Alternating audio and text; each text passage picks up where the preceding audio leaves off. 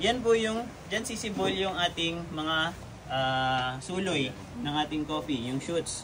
So, pag nag-prepare po kasi tayo ng walang shoots dito or yung bad eye, matagal na auugat yung ating coffee and matagal ding magkakaroon ng suloy. So, dahil ang ano natin is makaproduce ng maraming planting materials na true to type. So, i-check natin yung ating vertical sprouts. Vertical sprouts kapag naka-attach pa dun sa sa ating coffee. So, titingnan po natin. Ito yung ating mga considerations.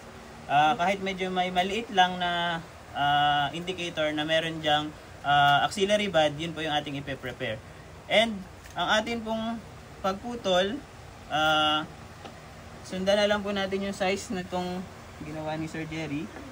Ganito po yung haba.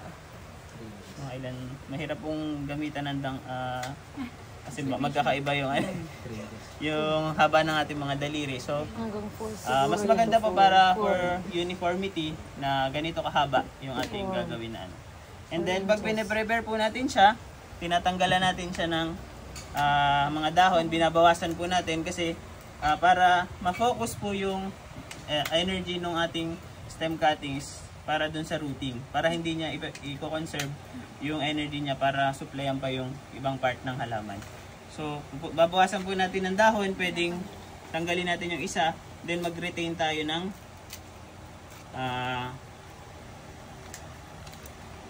ganito lang kaliit na size ng dahon. Ayan. Yung iba tinatanggal to, or pwedeng dalawang ganito. And then, exacto. Tapos puputulin po natin dito. May isa lang. Ayan. So medyo iwasan po natin magkaroon ng sugat. So mapurol po yung gamit ko na scissor. So pagkaputol natin yung haba, susundan lang po natin yung pinakita natin kanina. Ganito po kahaba.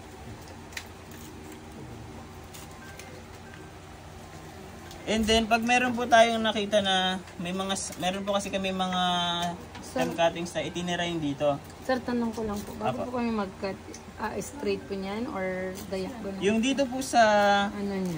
Sa pagitan, straight po.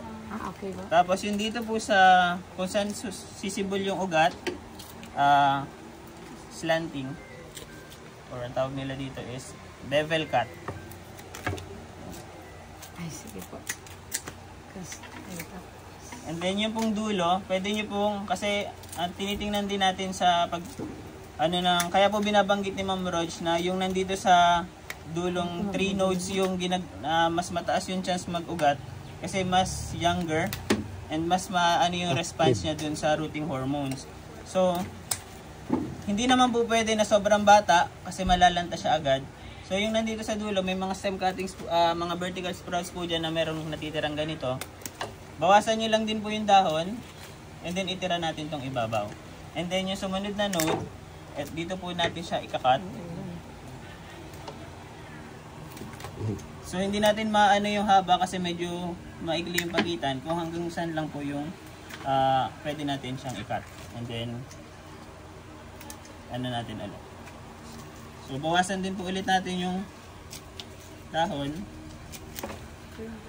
And then, separate po natin tong portion na to kasi pwede po siyang natin gamitin for experimental purposes. So, itatabi po natin to. Ilalagay natin siya ng ibang setup pagka inilagay natin sa routine sa pagpapaugatan po natin. So, may mga questions po. Yun po yung mga basic.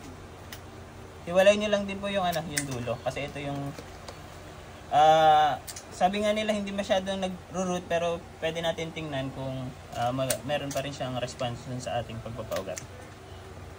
So meron po tayong mga questions. Yun po ay pinaka basic. So ang pagpe-prepare naman po kasi ng stem cuttings, madali lang po siya talaga.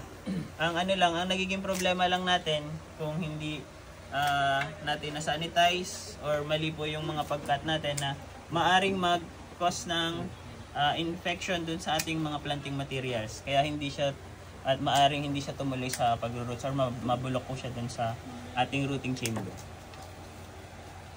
Meron ba po tayong questions? Pwede nyo pong start gawin yung ano para kung meron po kayo. Hindi na pwede to sir. Ano? Wala naman siyang ganyan. I-ano na lang din po natin, pero pwede natin siyang i-separate. Okay. Pag alam nyo na ano, pag alam nyo alanganin siya, ikat nyo pa rin siya na kung paano cut, tapos ihiwalay nyo, para mamaya, isort na lang namin kung alin yung pwede. Kasi as much as possible, i-maximize natin yung lahat ng pwedeng ano pa natin maitanim.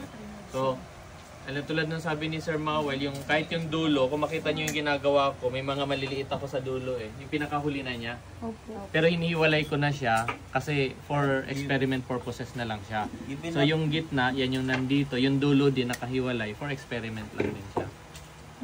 So and then, yung iba kasi, ito sanay tayo dito mahahaba. So enough yung area kung saan tayo mag-cut. Paano yung may iba kasi dyan na may iksi lang, magkakalapit. So i-ano na lang, i-maximize nyo na lang din kung ano yung kaya. Tapos, for purposes na ano na maganda rin tingnan sa mata, kung alam nyo maiksi yung ano niya, ihiwalay nyo na lang din siya. Para kapag nagtanim tayo din, may mataas, may mababa, para masort lang natin siya. Para pag i-document natin, maganda siyang ano, tingnan din. Okay? And then anytime, we expect na mayat-mayat, sir, ito, paano to? Sir, paano to? Paano ganyan, no? I-ano nyo lang. And the best na learning nyo na dyan is actual na gawin natin. Okay? So ayun po, pwede na po tayong mag-umpisa.